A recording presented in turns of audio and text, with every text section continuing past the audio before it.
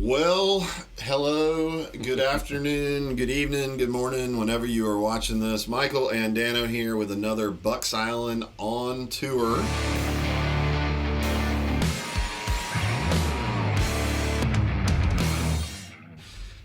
This time, we got you back in the studio for just a little bit before you're on the road again. Before we get into what you've been up to, I just want to make sure everybody understands or remembers. We'll have any of the tackle and stuff that's been used. The Dano's seen these guys, tips and tricks and all that kind of good stuff. All that's going to be linked up in the description wherever you're watching this, YouTube, Facebook. So check those out. We appreciate it. But let's dig into what you have been up to. We just got back from Santee Cooper Lakes in Somerton, South Carolina. It's a big fish fishery, man. I mean, it's a lot of cypress trees, whole fields of cypress trees, predominantly shallow water, stained water, very fertile lake. The fish grow pretty darn big over there, as evidenced by the weights during the week. 2007, I was at I lived in California, but and they had better tournaments with as far as weight go later, but at the time this was the record win, 122 pounds 10 ounces. Steve Kennedy for 4 days on Clear Lake. Day one, Kennedy came in with 20 pounds and an ounce and was in 50th place.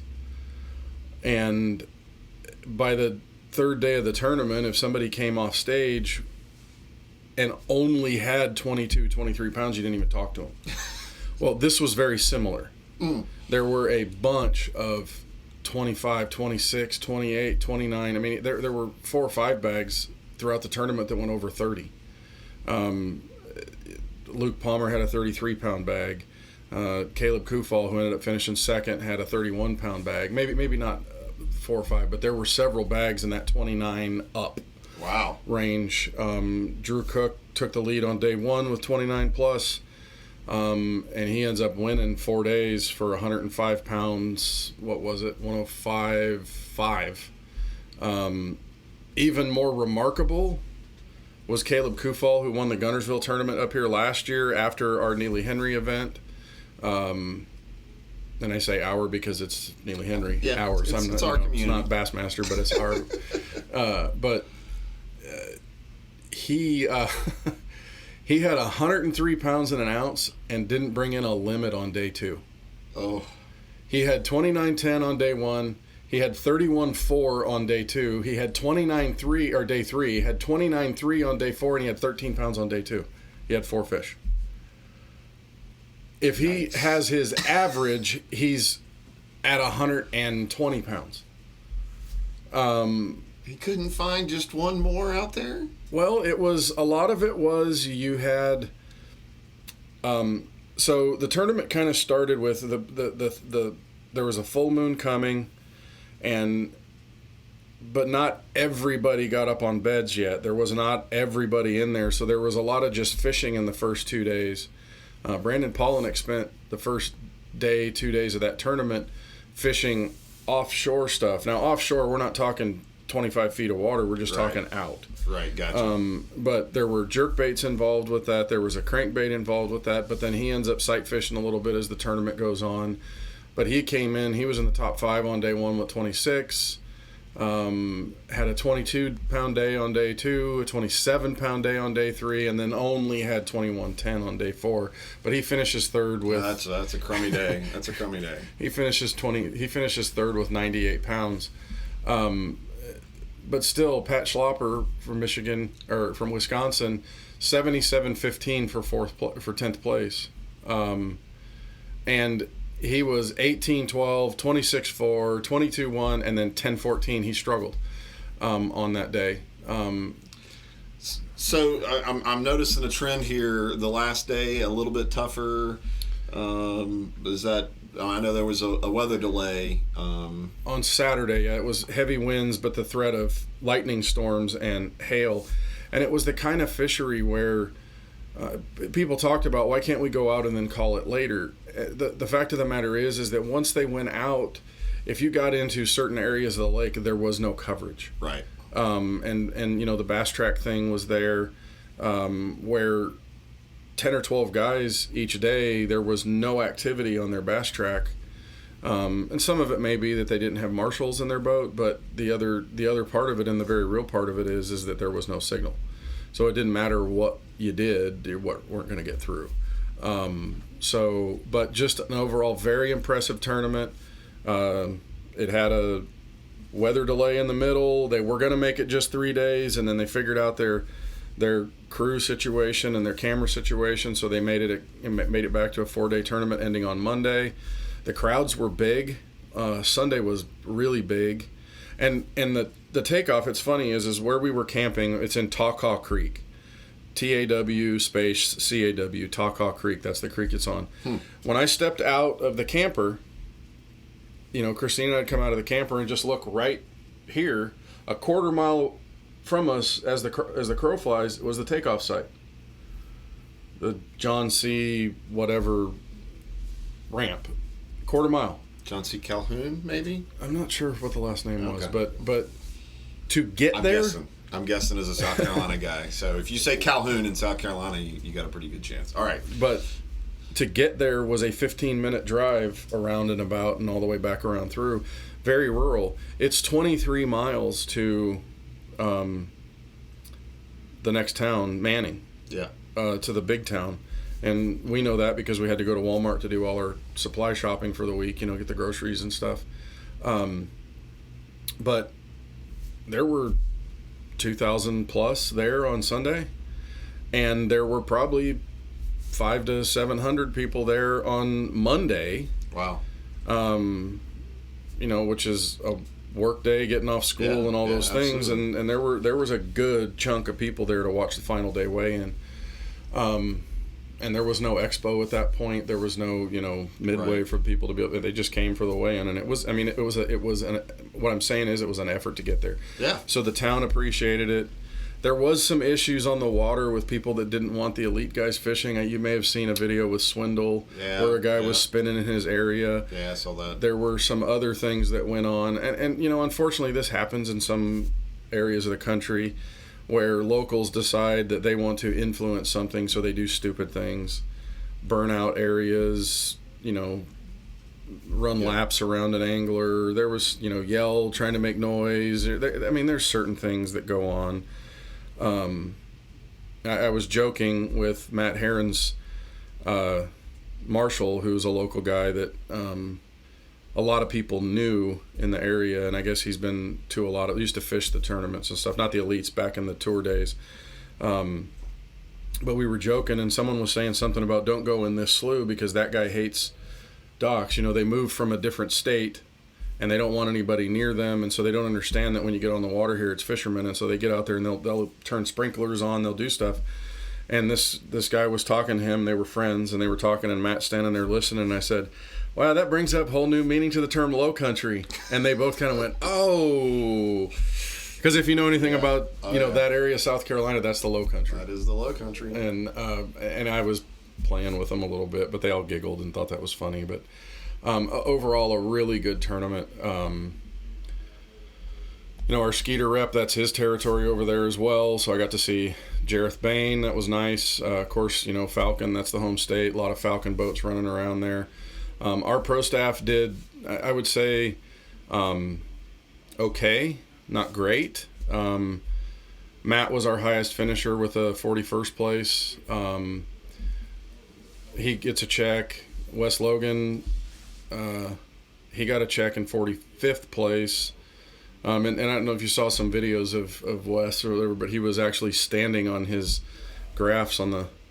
Some people use their foot on the trolling motor bracket and then they use their graphs. Wes was actually standing on them, and he took a little bit of a ribbing on social media about being spoiled or whatever. But dude, do what you got to do when you're fishing for big money. When you're they brought up something yesterday when I was talking to him about it. Is there's no platforms allowed in the boat, right? But if you got a guy that's fishing the tournament that's 6'7", and you're 5'8", 5'9", 5'10", he's got a foot advantage on you. Yeah. there should be a normalizing thing, is what they're saying. I don't know if I agree or not, but for your height, you could have a measured. Wait, are we saying there should be a line? If you're not this tall, you can't be an elite angler? Because Wes would have some issues. They're saying if you're in sight fishing tournaments, why can't we normalize everything? That if the tallest guy in the field is 6'7", then everybody can build a platform that leads up to at least to where you're equal for that height to see. Well, you can't add anything to the boat that's not on there, but they also can't stand on their motors. That's probably a pretty safe call, depending on. Yeah, it is. Especially if you're running a Mercury, the angles and all that kind of stuff. Yeah, that might be interesting. Although the new Yamaha's got some too. Yeah. And it's rounded, but trust me, they'll try.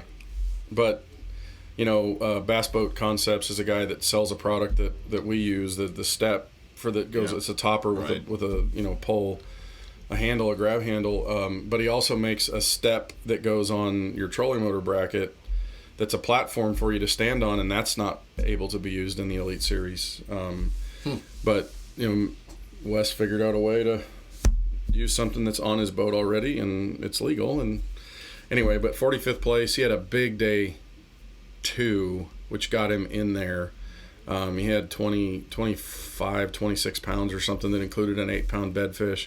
Matt said he watched him catch one of his bigger fish, and he almost fell in the bottom of the boat, setting the hook and running backwards. And Matt had a little bit of Canterbury. Those two get along perfectly. So they don't rib each other at all. They like each other. Canterbury missed the cut by like 10 ounces. Had a really good day 2 and just missed the cut. And John Cruz, he finished in the 50s. Our Bass Cat Pro staffer there. I know John was disappointed. It's not the way he likes to fish, but it was a very interesting fishery. A lot of change that affects the way the fish respond, and when they're up like that, it can be pressure, weather, wind, all kinds of things can cause it. And even you think about it, if the wind's blowing out of this direction one day, the lake's moved some. It's kind of stacked the water up in this end of the lake, and then it turns on an off day and it pushes it the other way when you're not there. It may have completely shifted the levels of the lake to where this one the fish are getting knocked up against the cypress knees, and over there the fish are in that deep of water when they were in that deep of water before, because the lake has actually moved. And that's kind of some of the things that happen during a tournament that can change everything. But it was a good tournament. Drew Cook wins, 105 pounds, sight fishing. I think all but maybe 1 or 2 of his fish were actual sight fish.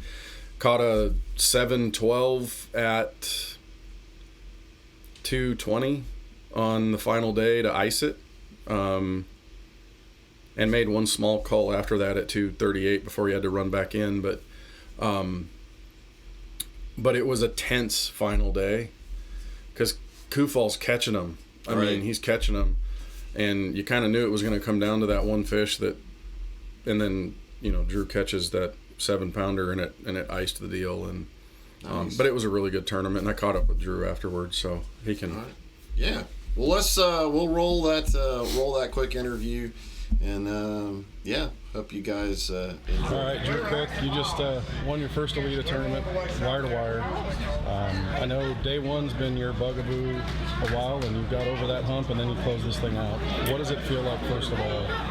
It feels amazing. It's like if you could imagine carrying around a 300-pound gorilla for the past 4 years, much less the last 4 days, it finally just jumped off. This is something I've wanted for forever, since I was 5 years old, and now to be able to finally do it, and to be able to do it how I love doing it, sight fishing, my favorite way to catch them, and to do it wire to wire, it solidifies me, and now I feel like I have the confidence to win more. Like I've been so close, but coming from behind, it's so hard to win. I'd much rather just do like I did this week and just come out swinging and catch them. So hopefully that's what happens. Hopefully we can keep it going for the rest of the year and get us another one of these. So was there a point today where you really started to grip? It didn't seem like it on live. It seemed like you had your composure the whole day, but was there a point where inside you're like, oh crap? No, not really. And me and my camera guy, we talked about it. it very easily could have happened, no doubt. And like this morning, we started off real strong. Caught a female in the first 15 or 20 minutes. And then we went through a lull for quite a while, and it was like 1 o'clock, and I had like 19 pounds, and then I found one great big one, and I really didn't know if I was going to be able to get her to bite, and luckily she, cooperated, and it was a very nice sight for whenever it came in the boat. I know I hadn't seen the video. I don't even remember what happened, but I think there was some hugs and some kisses and all kinds of stuff going on. What was it the same area? Did you have to kind of expand today? I did. I left my main area. I didn't go far. I didn't leave the creek, but I left my main area. And I knew I was going to have to do that. But honestly, I should have done it a little bit earlier. But I had a 5 1/4 pound male that I spent entirely too much time on today. I actually spent an hour and a half, and it was a fry garter, and I mean, he was so close to biting, so many times, and if I'd have had that fish, it would have obviously been better, but I didn't need it, but it had kept the ball rolling. Instead, I wasted an hour and a half of my day and have nothing to show for it. So what was you had a lot of rods on the deck, but what was your primary closer this week? This week, I've caught them on pretty much 2 rods, a Dobbins Ecstasy 754 with a 5-inch fighting frog, and a Dobbins Champion Extreme 745 or 744 with a 4-inch fighting frog, and that's all but 2 fish that I've weighed in this week have been on that bait. I caught 2 on a wacky rig that I knew were there, but that was my bread and butter, and that's what I made a top 10 classic with. That's what I've made multiple top 10s with so far in my career, and it's my favorite bait. It's the best sight fishing bait that I've ever found, and this is before I was sponsored by Big Bite, before I was ever even fishing the opens and stuff. Just the action of it and the hookup ratio, it's a phenomenal bait. Congratulations on the win, man. Thank you. So some good insight from the winner there. Any other specific tackle stuff that you were seeing?